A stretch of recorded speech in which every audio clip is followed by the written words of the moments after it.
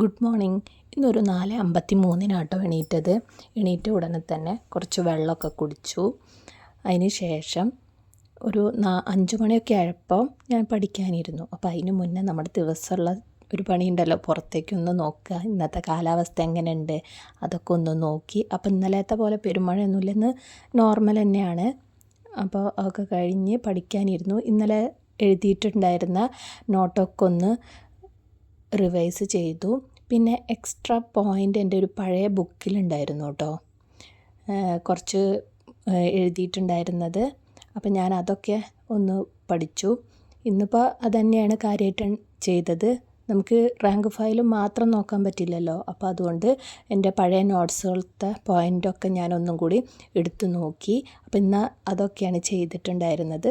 പിന്നെ ഇന്നലെ ഞാൻ സിലബസ് കഴിഞ്ഞ് ഇന്നലത്തെ വീഡിയോയിൽ ഇട്ടിട്ടുണ്ടായിരുന്നു. അപ്പോൾ അത് കുറച്ച് ക്ലിയർ കുറവായിരുന്നു കേട്ടോ. അപ്പോൾ ഞാൻ ഇന്നലെ അത് പോസ്റ്റാക്കിയിട്ട് ഇട്ടിട്ടുണ്ട്. അപ്പം എന്തായാലും എല്ലാവരും അതൊന്ന് നോക്കണം. LP UPൻ്റെ സിലബസാണ് പോസ്റ്റായിട്ട് ഇട്ടിട്ടുണ്ടായിരുന്നത്.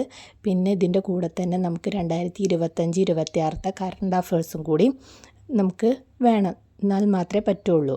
അപ്പോൾ അതുകൊണ്ട് ഞാനത് ഷോർട്സായിട്ട് ഡെയിലി ഇടുന്നുണ്ട്.